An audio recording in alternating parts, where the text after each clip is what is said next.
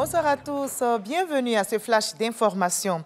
Le groupe scolaire Dominique Ouattara de Toumaudi reçoit la première dame de Côte d'Ivoire. La présidente de Children of Africa donne ainsi du sourire aux élèves de la région du Bélier dans l'établissement qui porte son nom, Dominique Ouattara. C'est le démarrage de la campagne de distribution de 15 000 kits scolaires. L'opération sera étendue à toutes les autres localités du pays. La distribution est gratuite. Elle vise à favoriser l'accès à l'éducation aux couches défavorisées. Et la Côte d'Ivoire, notre pays, se prépare pour la COP27, la 27e conférence des parties sur le changement climatique prévue du 6 au 18 novembre prochain en Égypte. Le ministre de l'Environnement et du Développement durable, Jean-Luc Assis, vient justement de remettre officiellement le document CDN, document des contributions déterminées nationales à plusieurs institutions, collectivités et ambassades.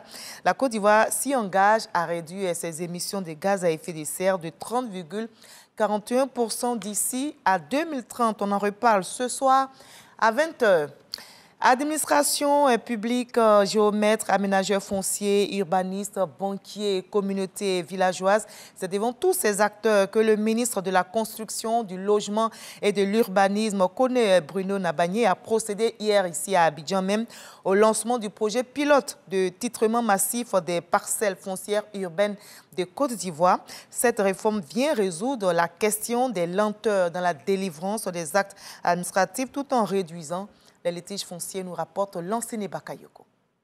Cette importante réforme qui a débouché sur le titrement massif des parcelles foncières urbaines a été élaborée en faisant en sorte que le bornage contradictoire massif ne se fasse plus lors de la soumission de la demande d'accéder par l'usager, mais plutôt au moment de l'approbation du lotissement.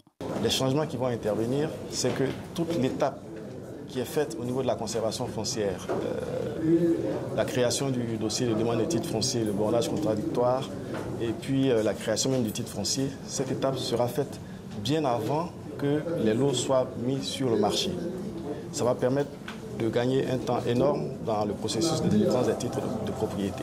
Tous ces changements qualitatifs opérés par le ministre Bruno Nabagné à travers le système intégré de gestion du foncier urbain qu'il a créé ont vocation non seulement à sécuriser le foncier, moderniser l'immobilier, mais davantage à améliorer l'environnement des affaires en Côte d'Ivoire.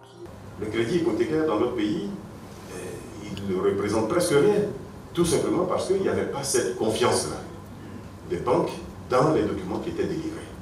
Désormais, ça va être le cas.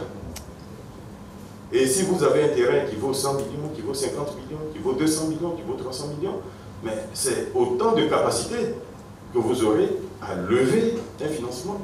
Donc autant de capacités que vous aurez à faire des investissements avec les ressources que le secteur bancaire pourra désormais, sans crainte, vous mettre à disposition. Ce titrement massif des parcelles foncières urbaines basé sur la transformation digitale et la simplification des procédures répond au souci de maîtriser les délais de délivrance des actes administratifs et surtout de sécuriser l'information foncière en vue de la réduction des litiges. Et ailleurs au Burkina Faso, les assises nationales ont débuté aujourd'hui. Les discussions vont durer 2 jours à Ouaga 2000. Les différents représentants des couches socio-professionnelles sont invités à participer à cette rencontre 2 semaines après le coup d'État qui a donc renversé le colonel Paul-Henri Sandaogo Damiba. Ces assises visent à mettre en place une nouvelle charte de la transition et à nommer un nouveau président. Près de 300 personnes issues notamment de la classe politique, la société civile, devrait y participer.